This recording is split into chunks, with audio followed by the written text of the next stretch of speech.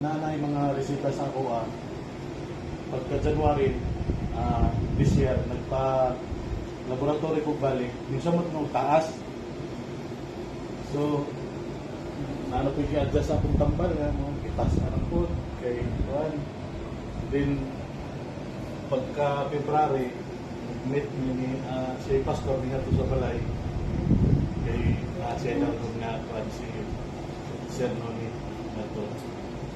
So, i-produce niya ng kuwan, ng product.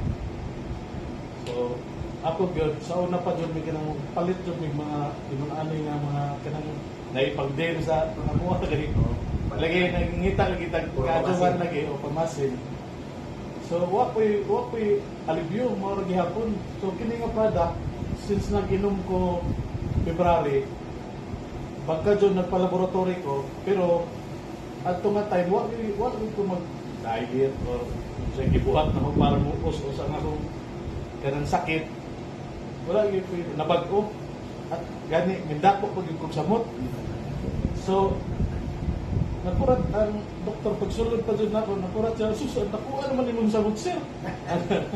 So, nga, ato sa Pasko, New Year, doc. Yeah. Pero, yun siya na, pagtanaw sa laboratory na ako, pero good kayo imong resulta kay puro maning usos imong kuan. Nalipay ko kay nalipay kayo mo kay tungod adto nga product. Mao ra man gyud ako kuan, di mo gyud nabag-o sa akong lifestyle. Mao ra man gyapon. So sa gyud nungdan nga nung iusos akong kuan.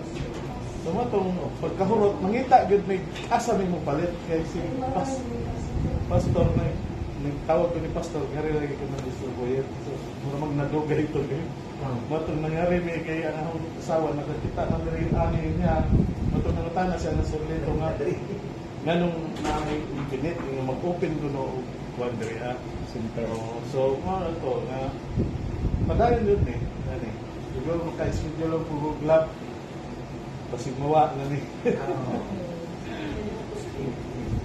ako prostate abot na tong 12 sir prostate na ako. Pero pag pa-laboratory na ako, pinikaroon, kaya wala naman emission sa akong resulta. So wala na araw nga high. Wala na. Wow, grabe ka. Yes, pakpak. Wala na. Ako man yung ikuan kay prostate man yung liver o akong kuan kidney man ginay ako ipakuan. Nya kriya. Wala naman i-mention ang prostate. Nay gallstone gamay. Mara pati liver. Dako malagi ko. Pero gawa sa ito, wala na yun.